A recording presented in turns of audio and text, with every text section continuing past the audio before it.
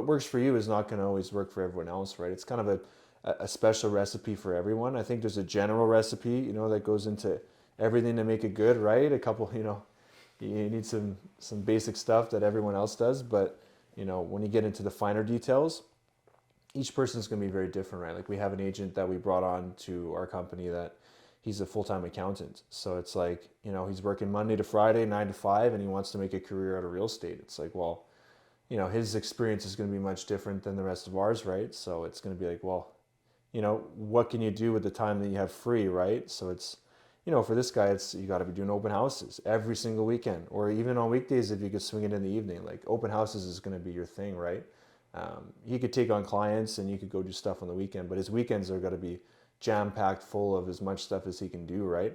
Or else it's going to be tough to kind of kickstart what you want to do, right? It's like, Monday to Friday is a big chunk of time to be, working another job, but that's kind of where we came in and were able to, mentor him and give him the guidance that obviously we needed and we got that kind of worked for us, right? So what would you guys do differently if you were to start it all over again?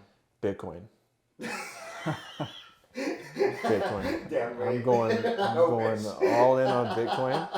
I'm going all in on Bitcoin, and we're not even here having this conversation. I'm in the Bahamas. Oh, damn right. I'll be moved to the Bahamas for sure. And that's it.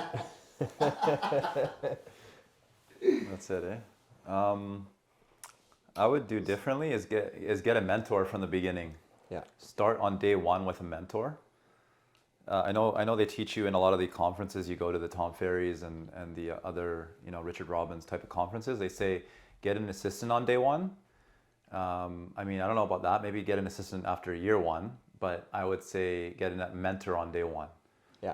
Somebody that's, gone through the bit of the hard road, and they can kind of pave a path to show you where you should be spending your time, where you should be spending your money, your resources, and how to do things in a more systematic way. But I think our process and our systems are pretty good right now. And our team is a small team, so I think a small team works really well for our clientele.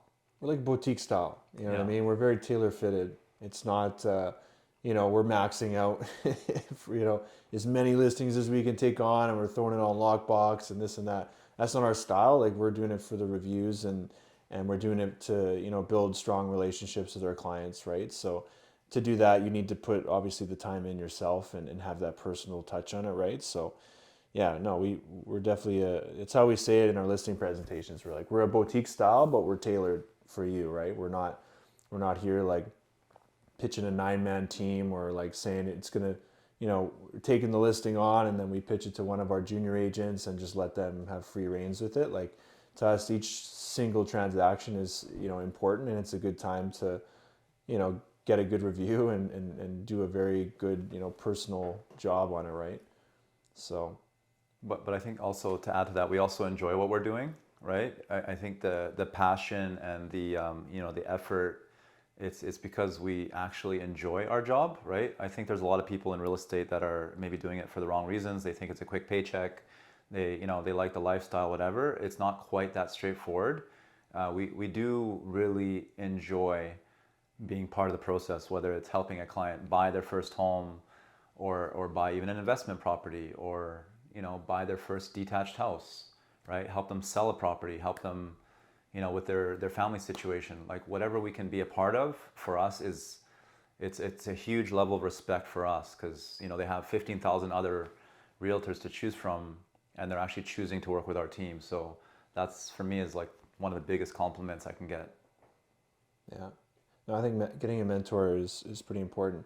And if no one's there to that's open to take you on as, and mentor you, you can always just look for a team or, a successful team or someone that's like doing good for themselves, right? You can always just join a team.